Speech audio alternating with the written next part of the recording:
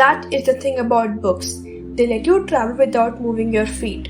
Good morning, dear listeners. Welcome to our podcast Beyond the Bookshelf. A room without books is like a body without a soul. The Laws of the Spiritual World by Khorshed Bhavnagiri was one such breathtaking book which I have read. Now don't mistake me that I'm going to bore you with a speech about meditation. This book is far beyond just meditation, and I guarantee that after hearing this podcast, you will be prompted to read the book. The Laws of the Spiritual World is a true story which revolves around the conversation between Khorshed and her deceased sons Visipi and Ratu. Khorshed and Rumi were a one happy couple whose peaceful life was interrupted when they lost both of their sons to the spiritual world. They were going through a period of depression and lost hope in God and life. As it is rightly said, hope is being able to see that there is light despite all the darkness.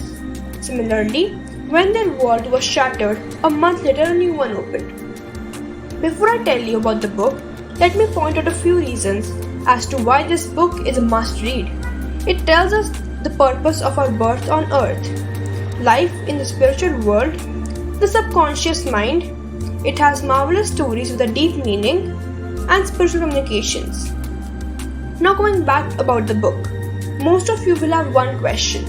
How did they communicate with their deceased sons? The answer is that the couple attended a group seance at Mrs. Kapadia's residence, and through her, they got to know that their sons were happy in the spiritual world and wanted to communicate with them often without a medium. But there was one problem which they had to face.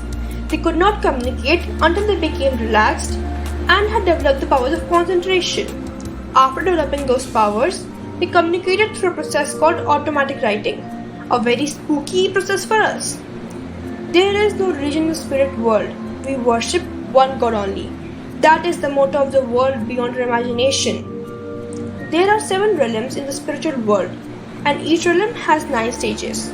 The first, second, and third realm are hell, where people experience extreme torture.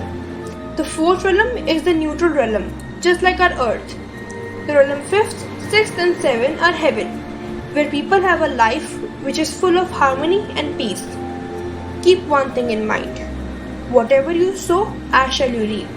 Just by praying to God, asking forgiveness from priest, do you think God will not punish you? Of course not. Karma is universal, and all of us must pay for our sins, no matter how many good deeds we do. So don't think by bribing God, you can escape his punishments. The earth is a school, where we learn from our mistakes. The laws of God and that of man are never the same. What may be a crime on earth may not be a sin in the spiritual world, and vice versa. For example, suicide is the biggest sin in the spiritual world.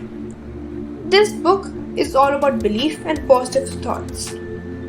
So you see, the book answers many of the common questions we have, such as, what is the difference between crime and sins? What happens in the afterlife? I assure you that this fabulous book will take you through the spiritual world right from your home. Spirituality does not come from religion. It comes from our soul. That's it, dear listeners. Next week we will come with a more interesting book. Till then, keep reading.